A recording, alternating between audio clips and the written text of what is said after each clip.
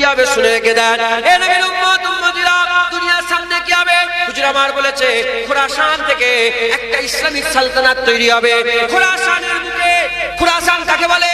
Afghanistan, Iran, Pakistan, এই তিনটে, পাকিস্তানের কিছু অংশ আর ইরানের কিছু অংশ, গোটা আফগানিস্তান, এটাকে খোরাসান বলা হয়। হুজুর বলেছে মুসলমান হুকুমত তৈরি হবে, খিলাফত তৈরি হবে। ওই হুকুমত তৈরি যাওয়া মানে গোটা পৃথিবীর সব কাফের এক হয়ে তাদের রুখতে পারবে না। তারা আল কুদস পর্যন্ত যাবে, তারা বাইতুল মুকাদ্দাস পর্যন্ত যাবে, দখল করবে। হযরত ইমাম মেহেদী আলাইহিস সালামের ঝান্ডার তলায় যাবে।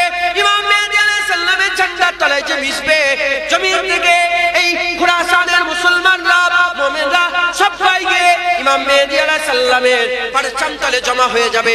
ইমাম মেহেদী আলাইহিস সালামের পরচম তলে জমা হয়ে যাবে। ইমাম মেহেদী আলাইহিস সালাম কি করবে?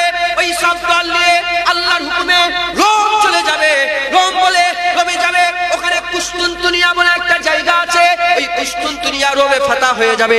কুস্তুনতুনিয়া ফাতা করে নেবে। কুস্তুনতুনিয়া ফাতা হয়ে যাবে। রাসূলুল্লাহ এর আগে বলেছিলেন মুসলমানরা কুস্তুনতুনিয়া ফাতা করবে। খোদার কসম, মুসলমান আর উসমানিয়া সালতানাত কুস্তুনতুনিয়া ফাতা করেছিল, এটা হয়ে গেছে। আবার রাসূলুল্লাহ বলছে ইমাম মেহেদী আলাইহিস সালাম কুস্তুনতুনিয়া ফাতা করবে, ওটা আবার হবে। ওখান থেকে ফাতা হয়ে হুজুর আমার ওখান থেকে খবর পাবেন। কে কি খবর পাবে?